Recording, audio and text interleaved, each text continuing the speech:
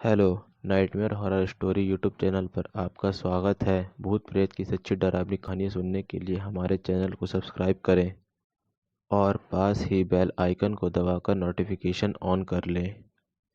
वह अमेरिका की पहली ऐसी औरत थी जिसकी मौत टाइफाइड की वजह से हुई थी, लेकिन वहाँ के लोगों को लगता है कि वह मरी नहीं, बल्कि आज भी रूह बनकर उसी अस्पताल में भटकती है जहाँ कभी उसकी मौत हुई थी। यही वजह है कि उसकी मौत के बाद भी लोग उसे पहचानते हैं और अमेरिका की रहने वाली मैरी मेलन को लोग टाइफाइड मैरी के नाम से बेहतर जानते हैं। मैरी को टाइफाइड से ग्रसित होने के बाद एक आइलैंड पर स्थित अस्पताल में भेज दिया गया था जहां उसकी मृत्यु हो गई थी।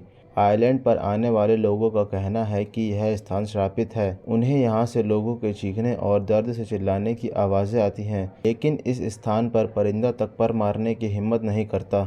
उल्लेखनीय है कि टाइफाइड जैसी घातक बीमारी को वर्ष 1906 में पहचान मिलने लगी थी और वर्ष 1907 में जब स्थानीय स्वास्थ्य कर्मचारी अपने रूटीन शेड्यूल के तहत घर घर जाकर लोगों के स्वास्थ्य की जांच करने गए तो उन्होंने मैरी को पहली नज़र में तो फिट ही पाया, लेकिन किसी को यह समझ नहीं आया कि मैरी के शरीर में टाइफाइड घर कर चुका है। और जबकि टाइफाइड संक्रमण से फैलने वाली बीमारी है, तो मैरी से होते हुए यह बीमारी उसकी बेटी और जिस घर में मैरी रसोइये के तौर पर काम करती थी उस घर की मालकिन को भी इस बीमारी ने अपनी चपेट में ले लिया। इसी तरह जिस घर में मैरी काम करती थी उस घर में रहने वाले 11 लोगों में से 6 लोगों को टाइफाइड हो गया और मैरी का शरीर पूरी तरह संक्रमित हो चुका था। इसलिए मैरी को एक अकेले नॉर्थ ब्रदर आइलैंड पर भेज दिया गया। वहां उसे एक ऐसे अस्पताल में रखा गया जहां किसी भी तरह की कोई सुविधा उपलब्ध नहीं थी और अकेलेपन और सुविधाओं के अभाव में तरस तरस कर मैरी ने दम तोड़ दिया। आप यकीन नहीं करेंगे, लेकिन मैरी की वजह से और 51 लोग भी टाइफाइड की चपेट में आ गए थे। इस अस्पताल में कई मौतें हुई